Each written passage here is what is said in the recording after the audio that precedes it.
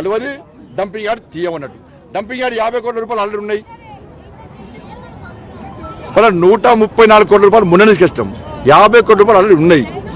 ఇలా నువ్వు 1400 కోట్ల రూపాయలు తీసుకొస్తావంటే ఏడిచ్చినావు నువ్వు, ఎవరికి ఇచ్చినావు నువ్వు చెప్పరాదు, నాకు లెక్కరాదు. శ్వేతపత్రం విడుదల చేయి. ముఖ్యమంత్రి స్థాయిలో గాడిది గుడ్డు చూపెట్టినావు, గాడిది గుడ్డు కూడా ఇస్తావు ఇవాళ నువ్వు.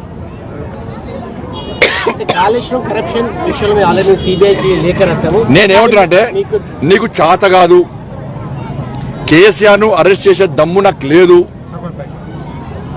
నా పౌరుషం తగ్గింది, నాకు రేషం లేదు, నాకు రోషం లేదు, నాకు వాళ్ళు ఇచ్చే కేసీఆర్ కుటుంబం ఇచ్చే పైసలు తీసుకుపోయి ఢిల్లీలో కట్టాలి, నెలకు ఢిల్లీలో కట్టాలి, కాబట్టి నేను అరెస్ట్ చేయ, నాతో కాదు, నాతో చేత కాదు అని చెప్పండి, మేము ఇంకా చేస్తాం. చేత కాదు అని చెప్పండి. ఎన్నికల ముందేమో ఇట్లా గంభీరాలు వలుతీవి, ఇప్పుడేమో కేసీఆర్ కూడా దోస్తాను చేస్తేవి, మా భుజం మీద తుపాకీ ఆల్చాలనుకుంటున్నావు. మేమంతా పిచ్చోళమేది.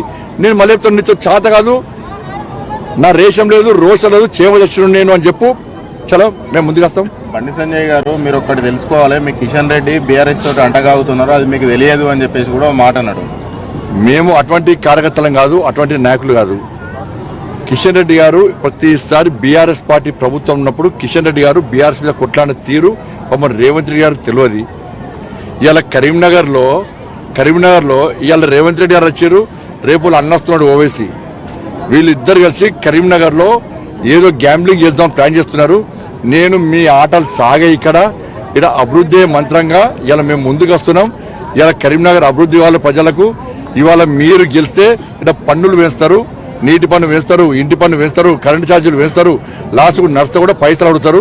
కాబట్టి ఢిల్లీ నుంచి పైసలు రావాలంటే మేము బీజేపీకి ఓటేయాలి, అభివృద్ధి నిరంతరం కొనసాగాలి అని చెప్పి ప్రజలు ఆలోచిస్తున్నామంటే ఇవాళ మీకు 4-5 సీట్ల కంటే కొరవ రాసి పెట్టుకో.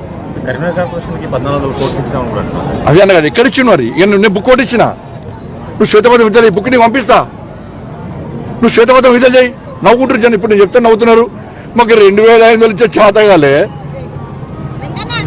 డంపింగ్ మ్యాచింగ్ అడిచే చేతగాలే నీకు. Karimnagar outer ring road తీసుకురావాలా Bandi Sanjay అని చెప్పేసి సూచన కూడా చేశారు నీకు. మరి ఆయన చేస్తాడు, ఆయన 1400 కోట్ల మంది పెట్టచ్చు కదా, ఎడబెట్టండి. మరి మేము ఏం చేయాలో కార్పొరేషన్లో మేము గెలిచాక వేస్తాం పక్క.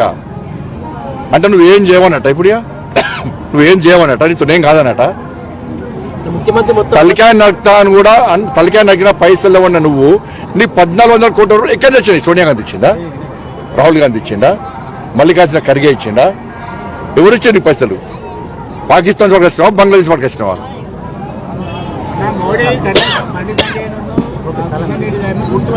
టీవీ చూడు నన్ను శభాష్ అన్నాడు.